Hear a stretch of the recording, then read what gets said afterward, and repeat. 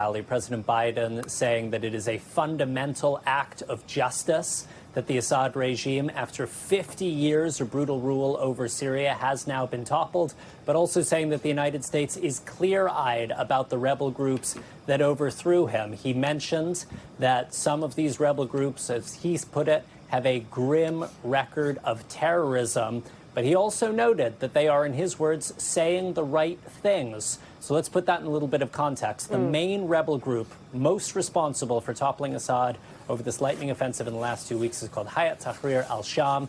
It has its origins in al-Qaeda. It is considered technically a terrorist organization by the United States. And at the same time, it has been going to great lengths over the last 2 weeks to try to reassure the people of Syria and the world that it is not a sectarian organization, that it plans to be a responsible government of Syria.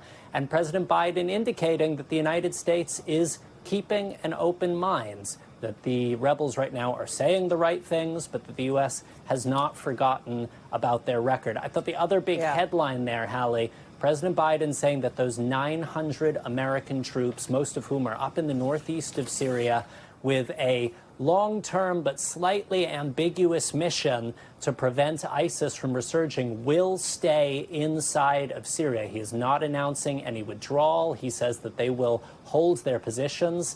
And he says the United States is conscious that in this moment of chaos inside Syria, there is a potential vacuum for ISIS to regroup, which he says he will not allow.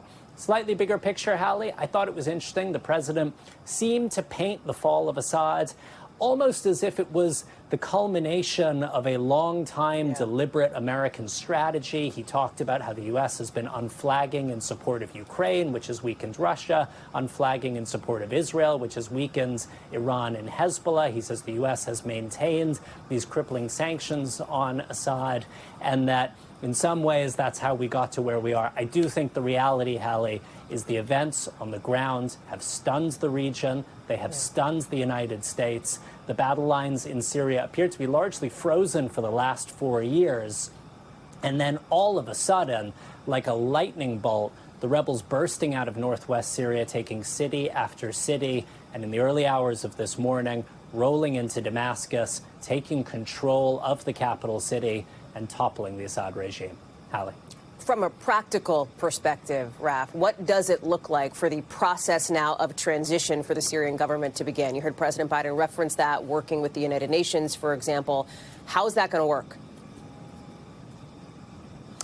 So, Hallie, it is 10 p.m. in Damascus right now. The rebels have been in control for a little more than 12 hours. They are consolidating power there. They have established a curfew. They're setting up roadblocks. And we saw the leader of HTS, a man who I should say has a $10 million bounty on his head from the State Department, give a speech in this historic mosque in the center of Damascus, talking about how this will be a time of unity.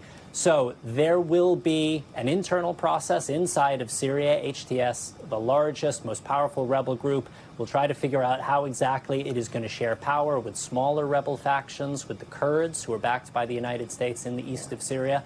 And we will see to what extent outside players will have a role here. It was notable that President-elect Trump, in his messages earlier, basically seemed to say the United States should stay out of this. It's up to Russia and, to a certain extent, China to shape the outcomes here. That is certainly not the message that you heard from President Biden. He didn't indicate that the U.S. was going to, deliberately try to tip the scales one way or another, but he did indicate that there will be American diplomatic engagement to try to ensure that there is a peaceful transition to a non-sectarian, non-dictatorial civilian government. He said also that a priority for the United States is bolstering Syria's neighbors, Jordan, Iraq, Israel, and making sure that the conflict doesn't spill over. Thanks for watching. Stay updated about breaking news and top stories on the NBC News app or follow us on social media.